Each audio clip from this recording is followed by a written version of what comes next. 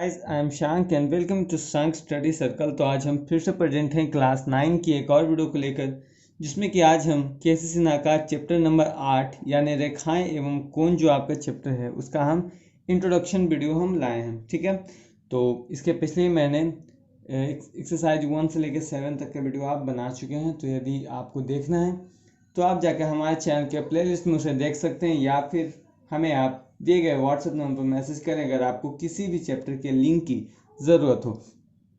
तो चलिए स्टार्ट करते हैं। वीडियो पसंद आए प्लीज़ लाइक करें, शेयर करें जिनको इस वीडियो की ज़रूरत है। चलिए, कहता है सबसे पहला देखिए रेखाएं एवं कोण है, तो रेखा को जानते हैं।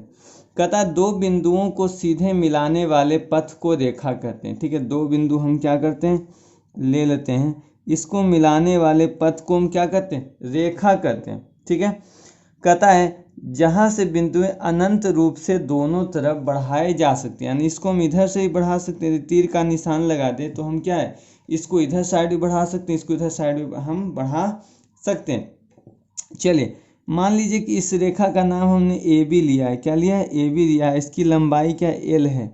तो हम इसको इस प्रकार, रेखा को इस प्रकार नोट किया जाता है। ए बी के ऊपर क्या करेंगे, तीर का निशान, यानी दोनों तरफ तीर का निशान। यदि बाई चांस मान लीजिए सी डी लाइन हमने लिया है, इसका नाम सी डी है, तो इसको हम डिनोट करेंगे सी डी के ऊपर इस प्रकार का साइन लगा देंगे। इसका मतलब हो गया ए बी लाइन है और ये क्या हो गया, सी डी लाइन है। ठीक है, तो इस प्रकार आपको क्या समझने में कोई दिक्कत नहीं हुई होगी। और नए है तो प्लीज़ चैनल को सब्सक्राइब करना ना भूलें, क्योंकि ऐसे ही वीडियोज हमारे चैनल पर रेगुलर आती रहती है। चलिए, दूसरी परिभाषा है रेखाखंड, जिसको कहते हैं लाइन सेगमेंट। तो कहता है एक रेखा का वह भाग जिसके दो अंत बिंदु हों। यहाँ देखे तो इसके अंत बिंदु नहीं थे, लेकिन कहीं पर एक लाइन ले लिया जाए जिसके क्या है, दो अंत बिंदु है, यानी मान लीजिए लास्ट पॉइंट है। तो इस लास्ट पॉइंट के बाद इसको हम आगे नहीं बढ़ा सकते हैं। यानी मान लीजिए कि दो बिंदु है, इसका नाम है ए, इसका नाम है बी, इसको मिला दें तो क्या हो गया, ये एक रेखाखंड है। ठीक है, यानी मान लीजिए ए बी है, तो इसको हम इस प्रकार डिनोट करते हैं। ए बी के ऊपर सिर्फ एक एरो, मतलब एक लाइन खींच दीजिए, इसका मतलब ए बी लाइन सेगमेंट है। ठीक है, ए बी क्या, ए बी रेखाखंड है, लेकिन यही दोनों तरफ तीर का निशान लग जाता तो ये ए बी लाइन हो जाता। सिर्फ एक सिंपल सा लाइन है, मतलब क्या है, ये ए बी लाइन सेगमेंट है। चलिए चलते हैं आगे। चलिए, अब हम जानते हैं किरण, जिसको कहते हैं रे। कहता है एक रेखा का वह भाग जिसका एक अंत बिंदु हो किरण कहलाता है।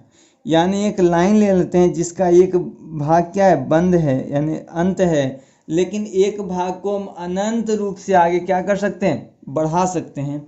इसको हम क्या कहते हैं, किरण। जैसे मान लेते हैं ओ इसके अंतिम बिंदु है और ये हम बढ़ा लेते हैं, तो इसको इस प्रकार नोट करते हैं। ओ ए के ऊपर क्या है, तीर का निशान। जिधर की ओर हम बढ़ाएंगे तीर का निशान हम क्या करेंगे, उधर की ओर हम लेते हैं। तो इस प्रकार क्या है कि किरण को हम क्या करते हैं, डिनोट करते हैं। चलिए, इसके बाद नीचे हमारा अर्ध रेखा यानी हाफ लाइन। चलिए, अर्ध रेखा क्या है, कहता है कि यदि रेखा पर दो भिन्न बिंदुएं हो तो किरण का वह भाग जो अंत बिंदु को अंतर्विष्ट नहीं करता हो अर्ध रेखा कहलाता है। ठीक है, चलिए अर्ध रेखा को समझने के सबसे पहले एक हम क्या करते हैं, एक लाइन लेते हैं। ए बी हमने क्या किया, एक लाइन लिया। ठीक है, अब इससे हमने क्या किया कि एक किरण निकाला। एक किरण हमने क्या मान लिया कि ए जो लाइन है वो क्या है, इसको क्लोज हमने कर दिया। बी लाइन को हम क्या है, आगे हम बढ़ा सकते हैं। तो ये हो गया हमारा लाइन, ये हो गया हमारा किरण। और इससे हम क्या एक हाफ लाइन निकालेंगे, जिसमें हम क्या है कि हमने ए लाइन को दर्शाया ही नहीं है। यानी जो लाइन बंद है, जो बिंदु बंद है, उसको हमने क्या किया, दर्शाया ही नहीं। तो यह जो लाइन हो गया ए बी रे का क्या हो गया, या ए बी लाइन का क्या हो गया, हाफ लाइन हो गया। ठीक है, तो यही था हमारा अर्ध रेखा।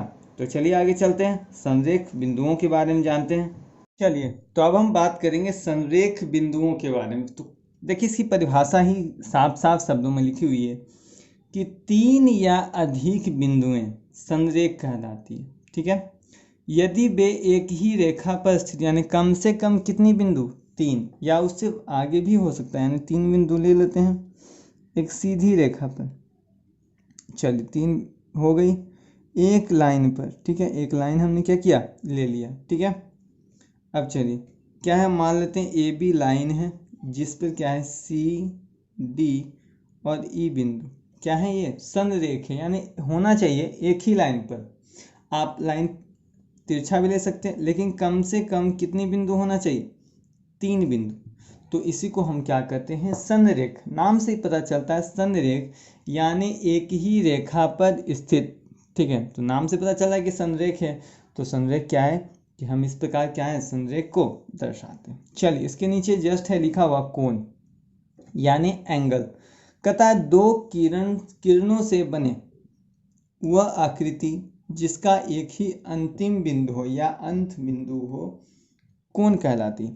बचपन में आपने एक परिभाषा पढ़ा था जिसमें आपको बताया गया था कि जब दो किरण को आपस में मिलाया जाता है तो उसके बीच जो झुकाव उत्पन्न होता है उसे हम क्या कहते हैं, कोण कहते हैं। लेकिन आप 9th क्लास में है तो थोड़ा आपको परिभाषा क्या है कि आज के हिसाब से, मॉडर्न हिसाब से आपको क्या करना पड़ेगा, चलना पड़ेगा। तो चलिए, दो किरण है, चलिए एक किरण इधर ले लेते हैं, एक किरण ऐसा ले लेते हैं। ठीक है, एक ही अंत बिंदु, ठीक है, किरण ये ले लेते हैं, ये ए है, ये क्या है बी है, इसको मान लेते हैं ओ। यानी यहाँ ओ बी और ओ ए क्या है, दो किरण हैं जो क्या है कि एक ही जगह पर मिलते हैं। ठीक है, कोई जरूरी नहीं कि ऐसे ही मिले, ऐसे भी मिल सकती है, इस पोजीशन में भी मिल सकती है, इस पोजीशन में भी क्या कर सकती है, मिल सकती है, यानी किसी भी तरह क्या है कि मिल जाए।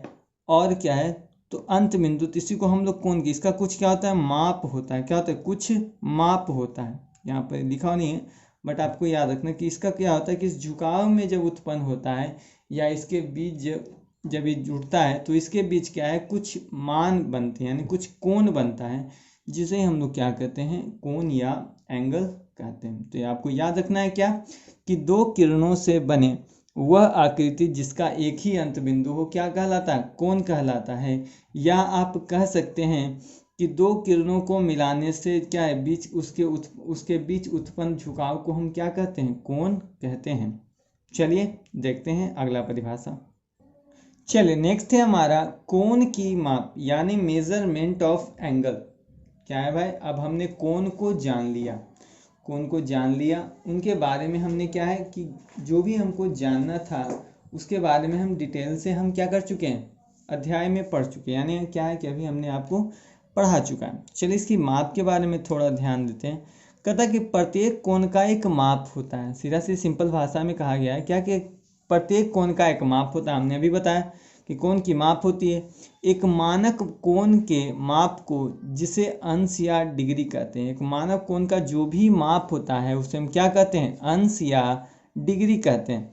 चलिए, तो उसके बाद हमने लिखा है कि अंशों कोण माप का मात्रक या इकाई, यानी डिग्री को क्या कहा जाता है, कोण माप का मात्रक या इकाई कहा जाता है। नेक्स्ट देखिए पॉइंट लिखा हुआ है कि अंशों में प्रत्येक कोण का माप एक वास्तविक संख्या होती है, यानी जो भी कोण का माप होता है वो क्या होता है, एक वास्तविक संख्या होती है जो कि 0 से 180 डिग्री के बीच की होती है। चलिए 0 से क्या 180 डिग्री, और उसको मापने के लिए क्या है कि हम इस तरह के प्रोटेक्टर का यूज करते हैं। किसका यूज करते हैं, प्रोटेक्टर का यूज करते हैं। ठीक है, याद रखना है कि आपने ऐसा क्या इंस्ट्रूमेंट बॉक्स में वगैरह में, आप ज्योमेट्री बॉक्स में देखा होगा, तो इसे हम लोग प्रोटेक्टर कहते हैं। क्या कहते हैं, प्रोटेक्टर कहते हैं, या इसे डी कहा जाता है। क्या कहा जाता है, डी, या इसको हम कोण मापक कहा जाता है, या कोण मापी, या कोण मापक, या कोण मापी भी कहते हैं। क्या कहते हैं, कोण मापी या कोण मापक भी कहते हैं, या इसे आप लोग अपनी भाषा में बहुत लोग चांद बुलाते हैं। ठीक है, यानी आपकी जो भी आपका हो, आपके इलाके में या तो प्रोटेक्टर बोलते होंगे या डी बोलते होंगे, कोण मापक या कोण मापी, या फिर इसको चांद के नाम से भी जानते हैं। जैसे मान लीजिए कि क्या है, कोई हमने एक ऐसा एंगल बना लिया। ठीक है, अभी हमने क्या किया, एंगल बना लिया, तो हम क्या करेंगे, इसके लास्ट बिंदु को इसके बीच वाले पॉइंट से हम मिलाएंगे, तो देखते हैं ये क्या है, बीच से आ रहा है, बीच में कौन सा है, 90 डिग्री है, तो हम कह देंगे कि इसका मान क्या है, 90 डिग्री है। तो इस प्रकार क्या है, जैसे हम यही है, ये बिंदु है, तो ये बिंदु क्या है, देख लेते हैं भाई कैसा, लास्ट बिंदु को हमने क्या थोड़ा सा तिरछा है, तो तिरछा रखना पड़ेगा। चलिए तो उसको देख लेते हैं। चलिए ये जो है देखिए 130 डिग्री आ रहा है, तो इसको लिख लेंगे 130 डिग्री है। तो इस प्रकार क्या है कि कोण को हम क्या करते हैं, मापते हैं। और इस प्रकार क्या है कि हम किसी भी जो है आपका जो मापना है कोण का, उसके द्वारा हम क्या कर सकते हैं, मान सकते हैं। लेकिन हाँ, जिससे मापा जाता है कोण को उसे हम प्रोटेक्टर, डी, कोण मापक, या क्या कहते हैं, कोण मापी, या फिर चांद के नाम से भी बहुत लोग क्या करते हैं, उसको जानते हैं। चलिए इसके बाद नेक्स्ट है हमारा सर्वांग समकोण।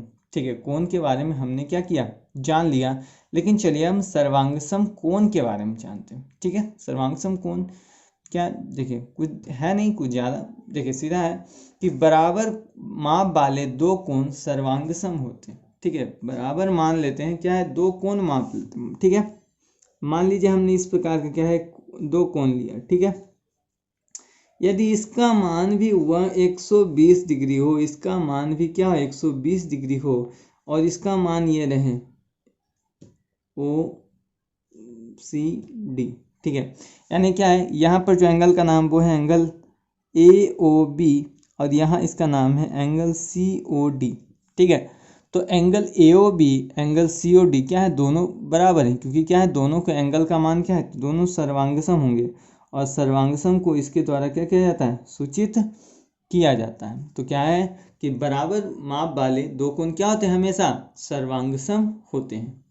तो चलिए आज के लिए इतना ही, मिलते हैं नेक्स्ट वीडियो में। और हाँ, इसकी एक और इंट्रोडक्शन वीडियो है, तो आप जाकर उसे आज मैं डाल दूंगा, तो आप जाकर उसे क्या कर सकते हैं, देख सकते हैं। तो चलिए ये पार्ट 1 वीडियो था इंट्रोडक्शन का, सेकेंड पार्ट आप जल्दी ही देख पाएंगे। तो चलिए मिलते हैं नेक्स्ट वीडियो में, तब तक के लिए धन्यवाद, जय हिंद।